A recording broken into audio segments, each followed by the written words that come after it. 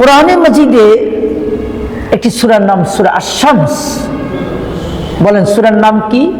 আশ-শামস। 30 পারাতে।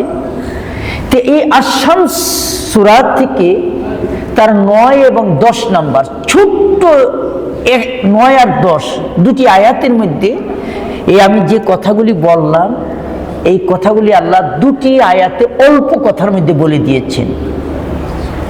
আল্লাহ বলেছেন কদ আফলাহা মান যাক্কাহা, এই দুনিয়াতে তারাই সফল, তারাই উত্তম, তারাই ভালো মানুষ, তারাই আশরাফুল মখলুকাত, তারাই শ্রেষ্ঠ যারা নিজেকে আত্মশুদ্ধি অর্জন করেছে, পবিত্র হয়েছে, নিজেকে ইমানের নূরে উদ্ভাসিত সূর্যের মতো নিজেকে আলোকিত করেছে, গোটা দুনিয়াকে আলোকিত মানুষ হিসেবে যোগ্যতা অর্জন করেছে।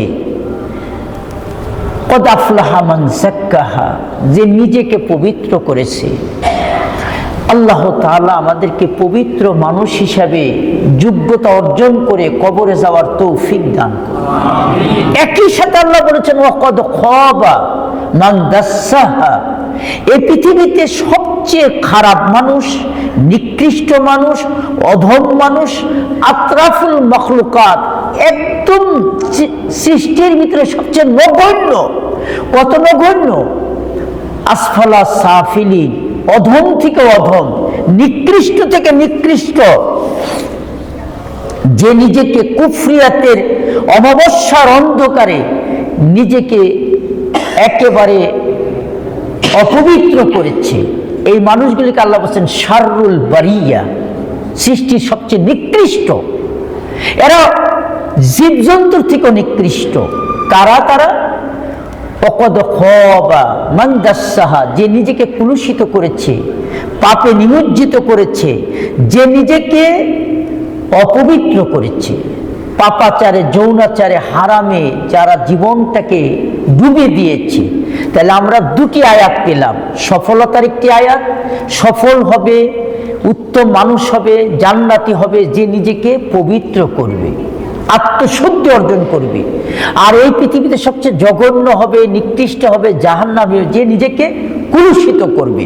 তাহলে এই পৃথিবীতে আশরাফুল মখলুকাত, খয়রুল বারিয়া, সৃষ্টি শ্রেষ্ঠ হবে তারা, যারা আ'লাই ইল্লিন হবে তারা, যারা নিজেকে পবিত্র করতে পেরেছে।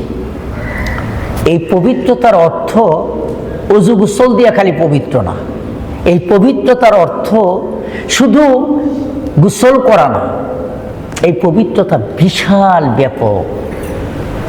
আবার নিজেকে কলুষিত যে করেছে, এটা শুধু নিজের এই কলুষিতটার অর্থ বিশাল ব্যাপক। পবিত্রতা এটা বিশাল, আমরা ধারাবাহিকভাবে এটার বর্ণনা দিব ইনশাল্লাহ। এই পবিত্রতা যত শিরকিয়াত আছে, ভালো করে শোনেন। পবিত্রতার অর্থ হলো নিজের অন্তরাত্মা থেকে যত রকমের আল্লাহ ছাড়া যা আছে সব দূর করে দেওয়া।